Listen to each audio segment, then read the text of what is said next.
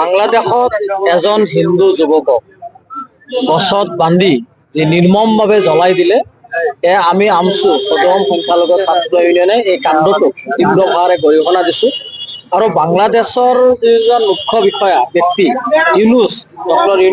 Doctor ইউনুছক আমি চৰম ফুকিনি প্ৰদান কৰিছো। আমি এটা কথা স্পষ্টভাৱে ক'ব বিচাৰিছো যে বাংলাদেশত ভাৰত বিৰোধী এটা চক্ৰ ইতিমধ্যে উঠি পৰি লাগিছে আৰু ভাৰতৰ পৰা উত্তৰ পূৰ্বাঞ্চলক দ্বিখণ্ডিত কৰাৰ ভাবুকি প্ৰদান কৰিছে।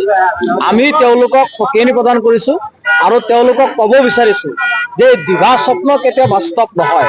আমি উত্তৰ পূৰ্বাঞ্চলৰ ব্যক্তি, আমি সংখ্যালঘু মুছলমান ব্যক্তি, আমি বাংলাদেশত চলি থকা যি অন্যায় অত্যাচাৰ এইটো বন্ধ কৰাৰ কাৰণে দাবী জনাইছো। বাংলাদেশৰ সংখ্যালঘুসকলক আপোনালোকে নিৰাপত্তা প্ৰদান কৰক। নিজৰ দেশত আজি অগণতান্ত্ৰিকভাৱে আজি সন্ত্ৰাসবাদীৰ কায়দাৰে আজি আপোনালোকে দেশখন চলাই আছে, এয়া কোনো পধ্যেই গ্ৰহণযোগ্য নহয়, এয়া মানৱ অধিকাৰ উলংঘন হৈছে।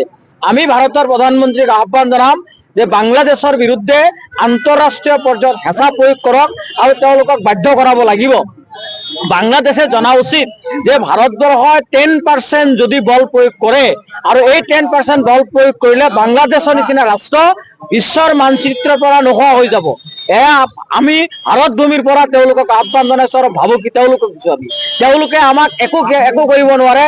ইভেন আমি তেওঁলোকক যদি ইচ্ছা কৰো ভাৰতবৰ্ষৰ নহয় বিশ্বৰ মানচিত্ৰৰ পৰা তেওঁলোক আমি নোহোৱা কৰিব পাৰিম।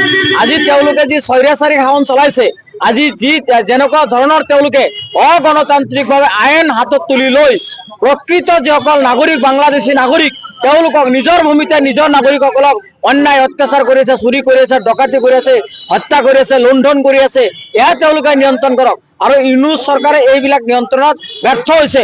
ঠিকে আছে, তেওঁলোকৰ সাৰ্বভৌম গণতান্ত্ৰিক এটা ৰাষ্ট্ৰ, তেওঁলোকৰ নিজৰ মাজত কি হৈছে আমাৰ ক'বলগীয়া নাই, কিন্তু যি নিৰ্মমভাৱে আজি হিন্দু এজন ব্যক্তিক হিন্দু হোৱাৰ কাৰণেই যে তেওঁলোকে হত্যা কৰিলে তাৰ ন্যায় বিচাৰ পাব লাগিব। আমি ভাৰতৰ প্ৰধানমন্ত্ৰীক আহ্বান জনাইছো বাংলাদেশৰ বিৰুদ্ধে ভাৰত চৰকাৰে কঠোৰ হওক।